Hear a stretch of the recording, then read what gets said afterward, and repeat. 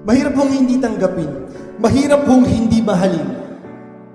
Kaya nga hong paghugas ng paa ni Jesus ay isang paanyaya ho sa atin na tanggapin ho natin ang bawat isa. Yung pagtanggap ng walang pagpapanggap.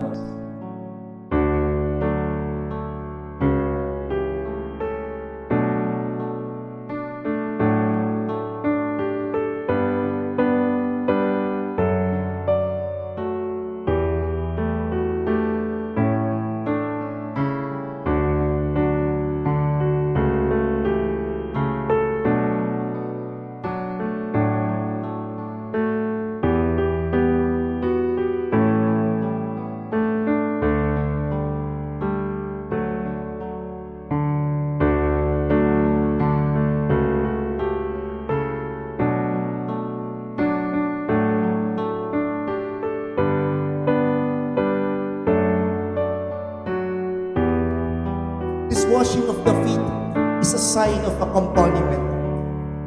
This washing of the feet is a sign of service. Yung paglilingkod. At ang ganda ho ng salitang lingkod kasi katunog ng likod. Yung likod.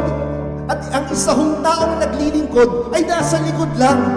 Hindi siya yung bida.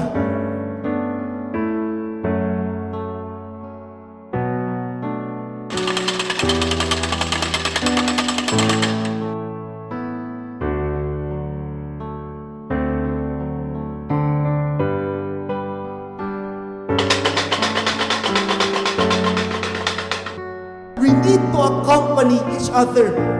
Wala akong iwanan. Ganun ho si Jesus eh.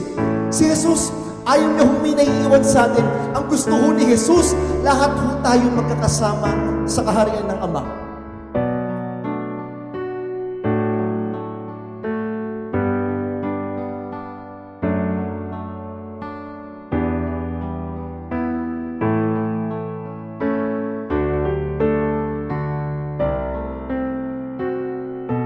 May we also wash each other's feet by doing these 4 things.